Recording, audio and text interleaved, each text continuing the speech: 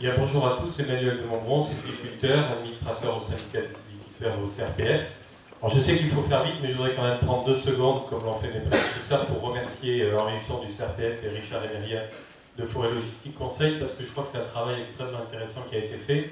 Au-delà des fiches qui sont à votre disposition aujourd'hui, l'intérêt de la démarche a d'abord été de mettre autour de la table tous les acteurs de la filière, c'est-à-dire une centaine de personnes, qui font des métiers complètement différents, qui ont des contraintes différentes, et je crois que depuis un an, on a appris un petit peu mieux à se connaître, à prendre en compte les contraintes des uns et des autres, et essayer d'avancer sur ce sujet. Donc merci pour votre aide, et puis merci à tous ceux qui ont participé. Donc on m'a demandé de parler de sylviculture, de coûts de revient et de fertilité. Alors là, je vous mets en garde tout de suite, je ne donnerai pas tellement de détails et de chiffres au cours de ma présentation pour 2 raisons. D'abord parce qu'on ne m'en a pas donné le temps, et d'autre part parce que pour vous donner envie d'aller voir dans les fiches justement. Donc je ferai référence à chaque fois aux fiches et vous trouverez dedans tous les détails et les chiffres qui se rapportent au sujet qui est traité. Une des choses qui a beaucoup évolué justement depuis un an, c'est que finalement on est parti d'une réflexion sur comment produire du bois d'œuvre, comme si du bois énergie, pardon, comme si le bois énergie était un produit très clairement défini, très ciblé, vers une problématique qui a évolué à cause des tempêtes et à l'éclairage des flux de ressources, vers comment mobiliser plus de bois d'une manière globale et générale. Et c'est un peu le sens d'ailleurs du projet MOVA Pro dont Henri a parlé tout à l'heure. C'est aujourd'hui, la question n'est pas uniquement de produire du bois énergie, mais de mobiliser, valoriser et produire plus de bois. Parce que finalement, toutes les parties de l'arbre produisent du bois énergie. La question de savoir est comment on la récolte et comment on la distribue. Donc jusqu'à maintenant ou jusqu'à hier, on avait des contraintes de faisabilité économique qui faisaient qu'une partie de l'arbre n'était pas récoltée, une partie de la biomasse. C'est peut-être en train de changer avec la mise en place de cette filière bois énergie, avec des questions, comme ça a été évoqué par David Cosme, sur les maintiens de la fertilité, et puis des questions sur l'équilibre de la filière, puisque comme on le voit sur ce schéma, on a la chance d'être dans une région où on a une filière industrielle extrêmement développée, très diversifiée. On a la chance, en tant que propriétaire forestier, d'avoir un panel de produits et de clients qui est une des clés de la sécurisation de notre activité. Donc je crois qu'il faut y être attentif, et pas seulement pour les sylviculteurs, mais je pense pour l'ensemble de la région, parce que en termes de maillage d'entreprise, d'emploi et de valeur ajoutée, c'est important. Et je rejoins tout à fait la FIBA et notamment sa section sillage qui avance l'idée que peut-être que pour produire du bois énergie, la meilleure façon de produire plus de bois énergie, c'est de commencer par produire plus de sillage pour plusieurs raisons. Parce que d'une part, il semble qu'à l'éclairage de l'électro-ressources, il y a un stock de gros bois relativement important, que le sillage de ces gros bois va générer automatiquement 50% de produits qui peuvent être utilisés entre autres pour du bois énergie, et que cette valorisation de ce bois énergie peut permettre, rajouter à la valorisation du bois d'œuvre, d'apporter un prix du bois qui finance une sylviculture de bois de qualité et sur une rotation relativement longue. Donc je crois que c'est un élément important d'essayer de veiller à cette répartition des produits dans la filière. Au niveau de la production de biomasse et de la sylviculture actuelle, puisqu'on a déjà dans nos parcelles et avec les itinéraires que l'on a, on a déjà des ressources possibles. Ça a été évoqué par M. Cosme, notamment à travers des opérations d'amélioration qui n'étaient pas possibles hier, qui seront peut-être possibles demain avec la valorisation du bois énergie, notamment sur des dépressages tardifs ou des éclaircies, des mises en valeur de taillis, des mises en valeur de peuplement de faible valeur, ou sur des petits parcellaires si on arrive sur le challenge du regroupement. Sur la valorisation des coupes également, on a parlé des menus bois dans les cadres des éclaircies ou des coupes rases, et puis également des souches. Et sur le nettoyage avant reconstitution, on a beaucoup avancé à l'occasion, je ne veux pas dire grâce aux tempêtes, mais à l'occasion des tempêtes, on a appris à utiliser ces souches. Et c'est vrai que ça peut donner des perspectives demain sur les gains de productivité sur les reboisements, peut-être envisager des mécanisations de plantation, et également peut-être un aspect phytosanitaire dans des zones par exemple où on a des problèmes de faumesse. Donc ça peut être des éléments intéressants pour les sylviculteurs. En ce qui concerne les nouvelles sylvicultures, alors là je vous renvoie, j'ai oublié d'en parler tout à l'heure, mais je vous renvoie donc à la fiche 7.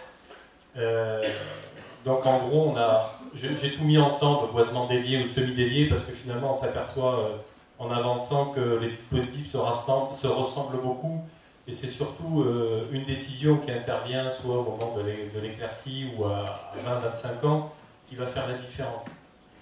Donc ça présente un certain nombre d'avantages, de raccourcir les révolutions, soit moins d'exposition au risque, éventuellement un équilibrage des classes d'âge et de la trésorerie sur certaines propriétés qui ont été touchées par les tempêtes, ça peut être intéressant d'avoir ce rééquilibrage. Et puis, comme on arrive sur des révolutions plus courtes, on peut envisager des contractualisations, ce qui n'était pas le cas sur des révolutions de 30 ou 40 ans. Les questions ou les points à travailler, c'est le maintien de la fertilité, on en reparlera, la rentabilité, je vais l'aborder après. La baisse de la production de bois d'œuvre, c'est lié à ce que j'ai dit tout à l'heure, quand on va couper des parcelles à 20-25 ans, il faut bien mesurer qu'on va diminuer quand même la production de bois d'œuvre sur le massif, il faut vérifier que ça ne pose pas de problème à nos clients. La question de la souplesse et de la réversibilité, je crois que c'est très important de faire des choix sylvicoles qui nous permettent d'avoir cette souplesse. Pour le semi-dédié, donc le dispositif sylvicole, avoir un dispositif sylvicole adapté. Alors la coopération s'est énormément investie dans ces expérimentations de dispositifs sylvicoles et ils ont fait un gros travail là-dessus.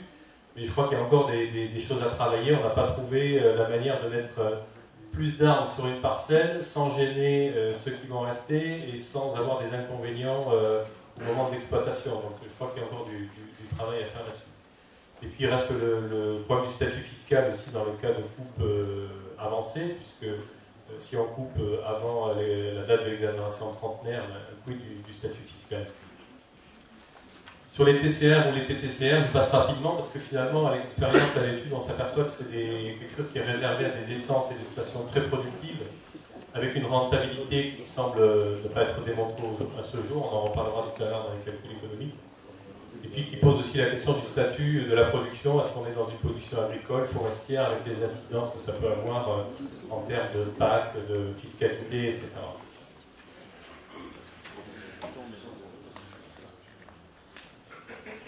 Si on parle de rentabilité sylviculture, je l'aborderai sous deux points. D'une part, au niveau de la rentabilité de la sylviculture elle-même.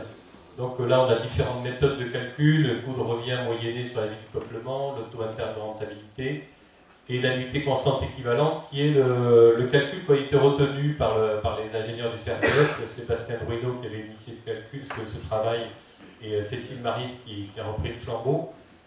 Parce que ça permet de comparer des itinéraires sur des rotations différentes, sur des durées différentes. Donc c'est le critère, le calcul qu'on a retenu qui nous a permis de comparer différents itinéraires techniques et qui nous ont donné un certain nombre de résultats qui, je crois, il faut prendre avec prudence parce que les chiffres, on peut leur faire dire un petit peu ce qu'on veut, et puis il y a beaucoup de paramètres de ces équations qui sont un peu volatiles. Donc ce qu'on peut dire, on peut parler de résultats dans le contexte actuel, c'est-à-dire avec les coûts que l'on connaît aujourd'hui, avec les prix de vente qu'on connaît aujourd'hui, et avec les niveaux de production qu'on connaît aujourd'hui. Donc il semblerait, avec ces paramètres-là, que les TCR et les TTCR ont beaucoup déçu quant à leur potentiel de production, à leur rentabilité financière. Les boisements dédiés à forte densité présentent également, selon nos calculs, une rentabilité faible, voire nulle, avec quand même un engagement du propriétaire dans un dispositif sylvicole qui est contraignant et qui n'est pas réversible. Par contre, il semblerait qu'il y ait des pistes à exploiter dans les boisements semi-dédiés qui se rapprochent de la rentabilité d'un itinéraire classique et sur lesquels il y a des marges de progrès, on va en parler dans la diapositive suivante. Donc en conclusion rapide, aujourd'hui, ce qu'on peut noter, c'est qu'on a une grande diversification de l'offre des outils d'itinéraire technique que l'on peut avoir sur nos propriétés. Je crois que c'est une chance pour le propriétaire. On peut avoir une diversification des essences, des sylvicultures, qui sont à raisonner au niveau d'une propriété, parcelle par parcelle, pour essayer de ne pas mettre tous les œufs dans le même panier, de peut-être saisir un certain nombre d'opportunités qui peuvent se présenter, tout en veillant à garder une certaine réversibilité et peut-être en réfléchissant, Eric en parlera tout à l'heure, sur des principes de contractualisation, puisque on a tous besoin de s'engager sur de la durée, que ce soit nos clients énergéticiens ou nous dans nos sylvicultures, donc c'est un point important à travailler. Alors le deuxième aspect des coûts de revient et calcul économique, c'est là où c'est difficile, c'est que pour l'instant, quand on se place à l'autre bout de la chaîne, on n'arrive pas à joindre les deux bouts, c'est-à-dire que dans l'observation des coûts et des prix que l'on a actuellement, les prix qui sont payés, alors je parle pour les sylvicultures nouvelles et dédiées, hein, je ne parle pas des récupérations des bois qui sont déjà sur les parcelles. On a des prix payés aux propriétaires qui ne correspondent pas à nos coûts de production et au calcul de rentabilité économique qu'on a fait. Et c'est quand même le premier point de la feuille de route qu'on s'était fixé. Donc il faut arriver à résoudre la quadrature du cercle, c'est-à-dire que d'un côté il faut qu'on puisse rémunérer nos sylvicultures et nos productions, et en même temps garder un prix compétitif par rapport aux énergies fossiles et contenir des coûts, des prix pour les producteurs d'énergie pour que les projets soient viables. Donc on a essayé de travailler un petit peu sur la décomposition des coûts. Il semblerait qu'il y ait des marges de progression. Là aussi, le projet Movapro sera intéressant parce que ça sera justement un monitoring et un suivi des chantiers pour décortiquer un petit peu ces coûts et pour voir où est-ce qu'on a des marges de progression.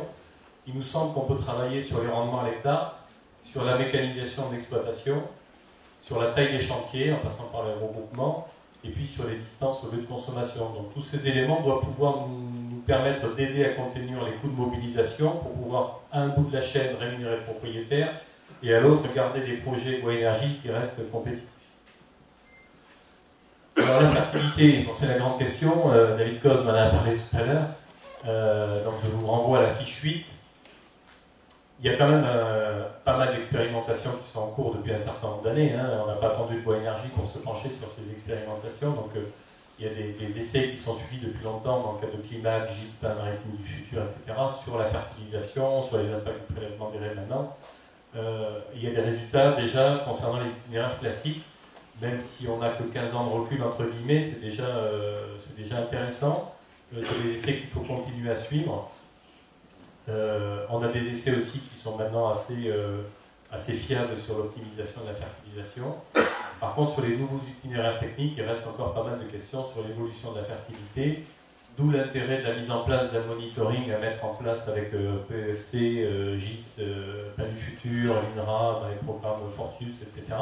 Et puis avec le GIP ATGRI, là, je crois qu'on a un outil là, formidable qui a été développé à l'occasion, encore une fois, grâce, je n'ose pas le dire, aux tempêtes, mais qui est un outil formidable, une mine d'informations précise, géoréférencée, qui peut nous permettre demain de nous aider au suivi justement de l'évolution des parcelles en fonction des interventions sylvicoles qui ont été faites dessus.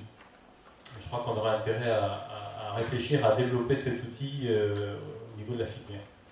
Il y a la compostation par la fertilisation, donc les fertilisations classiques qu'on maîtrise quand même aujourd'hui assez bien. Et puis David Coz m'en a parlé tout à l'heure, la question d'épandage des cendres qui pour l'instant pose problème, notamment au niveau des autorisations administratives et environnementales. Donc on peut dire, je crois aujourd'hui au niveau de la fertilité, c'est qu'on ne peut que conseiller aux propriétaires forestiers d'avoir une récolte raisonnée et non systématique des rémanents et des souches, et la nécessité de mise en place d'un suivi à long terme de la fertilité des sols pour continuer à suivre les conséquences de nos opérations sylvicoles sur la fertilité des sols. Je vous remercie.